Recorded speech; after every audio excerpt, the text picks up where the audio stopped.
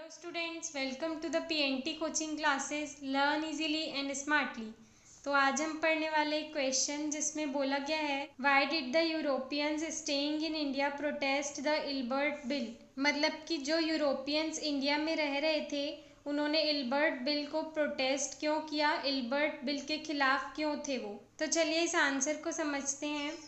Ilbert bill, तो Ilbert bill क्या था? जो लॉर्ड रिपन थे, लॉर्ड रिपन एक ब्रिटिशर थे, तो उन्होंने एक बिल बनाने की सोची, अटेम्प्ट यानी कि बिल बनाने की कोशिश की डिस्क्रिमिनेशन यानी कि भेदभाव की पॉलिसी को दूर करने के लिए, या फिर भेदभाव की पॉलिसी को खत्म करने के लिए या समाप्त करने के लिए। तो उन्होंने एक कोशिश की, एक प्रयास किया कि वो इंडिया से भेदभाव की पॉलिसी को हटा सकें। हालांकि वो एक ब्रिटिशर थे, लेकिन फिर भी वो इंडिया से भेदभाव या डिस्क्रिमिनेशन को दूर करना चाहते थे। तो ये जो बिल था इल्बर्ट बिल, वो डिस्क्रिमिनेशन मतलब कि भेदभाव की पॉलिसी को ख़त्म करने के लिए बनाया गया था।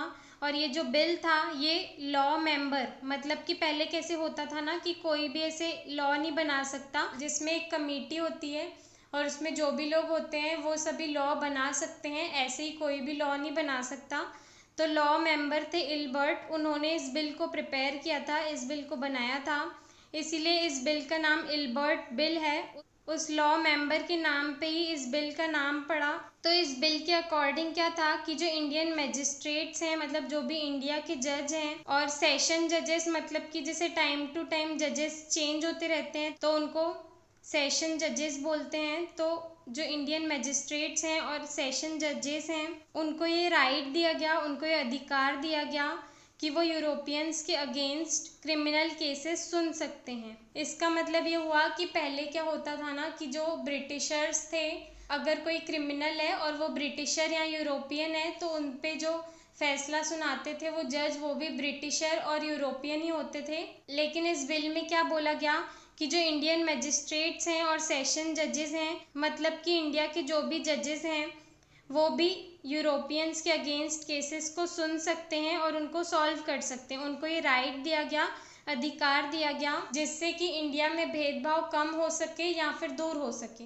जो इल्बर्ट बिल है वो रेशियल डिस्क्रिमिनेशन मतलब कि जाति के भेदभाव को दूर करने के लिए लाया गया था। इस बिल की हेल्प से भेदभाव की पॉलिसी को लॉर्ड रिपन दूर करना चाहते थे। जो इंडियन मजिस्ट्रेट्स थे उनको पहले अधिकार नहीं था, ऑथराइज्ड मतलब कि उनको अधिकार नहीं था कि वो यूरोपियन क्रिमिनल्स के अगेंस्ट केसेस सुन सकें और उन पे सुनवाई कर सकें। तो जो इल्बर्ट बिल था वो एक स्टेप था इंडियंस के खिलाफ जो डिस्क्रिमिनेशन हो रहा था, उनके साथ जो भेदभाव हो रहा था, उसकी पॉलिसी को दूर करने के लिए, रिमूव यानी कि दूर करने के लिए। तो जो यूरोपियंस इंडिया में रहते थे या ब्रिटिशर्स इंडिया में रहते थे, उन्होंने इसका बहुत विरोध किया, आपस में मिलके कलेक्टिवली यानी कि सभी ने इसका बहुत विरोध किया इस बिल के खिलाफ, और इसे काला शासन कहा या फिर काला राज कहा। ऐसा इसीलिए क्योंकि अगर इंडियन मजिस्ट्रेट्स यूरोपियंस के खिलाफ सुनवाई करेंगे या उनके केसेस को सुनेंगे तो उससे क्या होगा कि जो यूरोपियंस थे वो पहले उनका यूरोपियन ही जज रहता था, तो वो उनको पैसे खिला के या कैसे भी वो मामला रफा दफा कर देते थे। लेकिन अगर वो इंडियन होगा तो वो कैसे उसको मैनेज करेंगे, इसीलिए यूरोपियंस ने इसका बहुत ज़्यादा विरोध किया और इसे काला शासन कहा। और ब्रिटिशर्स और यूरोपियंस ने इतना विरोध किया कि लास्ट में जो ब्रिटिश गवर्नमेंट थी उनको इस बिल को वापस लेना पड़ा, विथड्रॉ यानी कि वापस लेना पड़ा, ख़त्म करना पड़ा। और ये जो बिल था इससे इंडियंस बहुत बुरे तरीके से अफेक्ट हुए। अफेक्ट कैसे हुए कि उन्हें ये तो समझ आ गया कि जो ब्रिटिशर्स हैं जब तक वो इंडिया में हैं, जब तक उनका इंडिया पे राज है, तब तक के भेदभाव की पॉलिसी दूर नहीं हो सकती, तब तक इंडिया से भेदभाव नहीं जा सकता। हमारे और ब्रिटिशर्स में भेदभाव हमेशा ही बना रहेगा। आई होप स्टूडेंट्स आपको ये क्लियर हो गया होगा। अगर आपको हमारी वीडियो से कुछ भी सीखने मिला या नॉलेज मिला तो प्लीज़ हमारे चैनल को सब्सक्राइब कीजिए एंड वीडियो को लाइक ज़रूर करें। आज के लिए इतना ही, थैंक यू।